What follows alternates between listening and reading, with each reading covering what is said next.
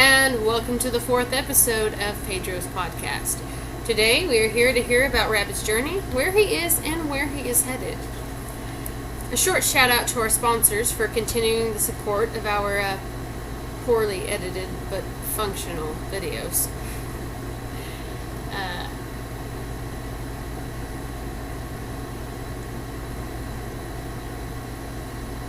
I don't know what that would be.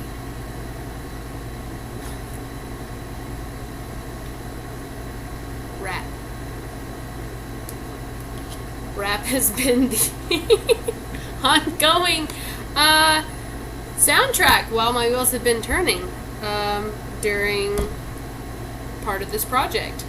Rabbit himself recommended a song or two, and it just kind of took off from there, which ironically is me eating my words, because rap is one of the songs or the genres that I never really quite liked listening to, but now I am really listening to. Anyhow, Rabbit, I'm so excited to hear how you're doing. How are you?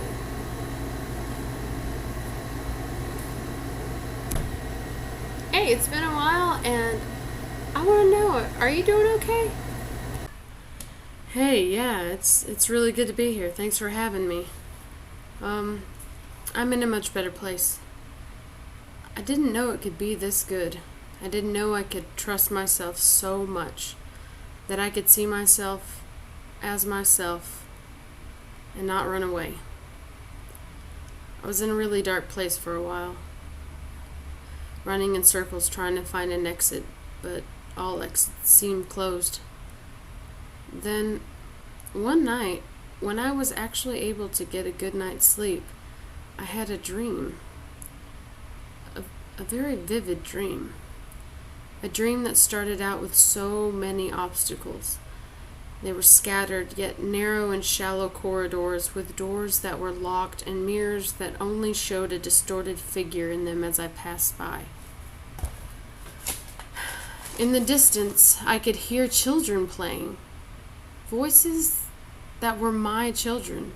I could hear each voice distinctively, but I couldn't see them. As I tried to walk towards the sound, I found myself getting closer, but at each turn was someone I knew. First was a picture hanging on the wall. It was my mother holding me as a baby. She looked so happy, but so scared at the same time. I started to think about how she must have felt as a young mother living the same life and trying the best she could. How alone she must have felt and still feels because she's still scared. As this feeling came over me, I simply felt sadness. Not for me, but for her. At the same time, a door unlocked. Inside that door was my brother. He'd fallen, but managed to get up and hold the door open for me. He was smiling. He doesn't smile often, but he did as he opened that door. I walked through it and didn't feel as anxious, but a little more raw, knowing I had made that fall a lot of times and got back up to smile for the next person coming through the door. Then there was a window open in that room, and the voices of my children got louder. I was afraid to climb down out of that window, but it was the only way forward.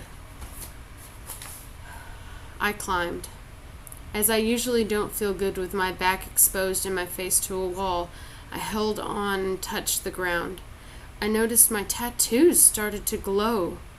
Like silver and gold, they rose up off of my skin, and the echoes of their stories surrounded me. I looked up and saw the people I had lost through the years, talking with one another about their own tattoos, what they saw, what they had felt, and who they had died for. But they couldn't see me. So I kept going. I looked around from my direction, and there, out in the open, was a bathroom. A bathroom from my old house. Inside was the mother of my children.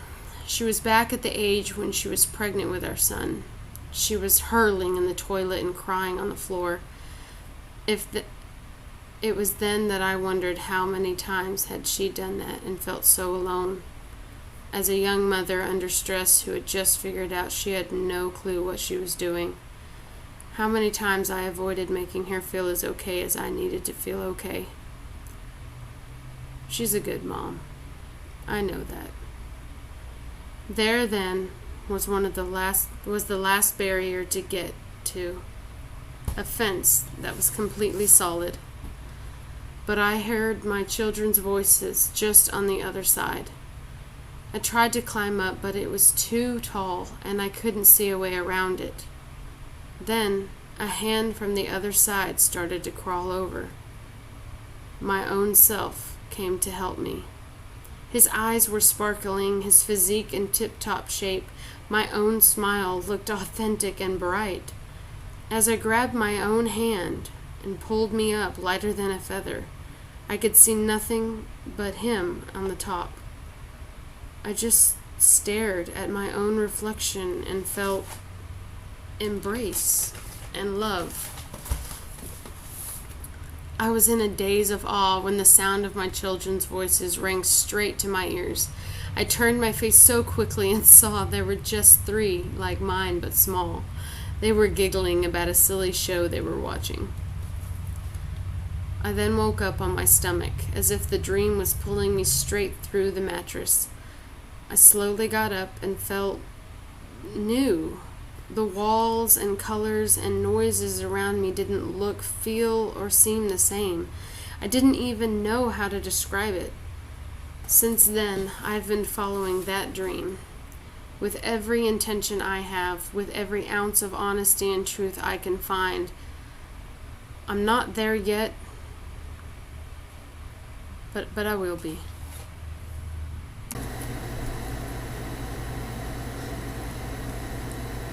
I want you to know how enthralled I was in listening to you tell that story. It was like watching an artist make a masterpiece. You're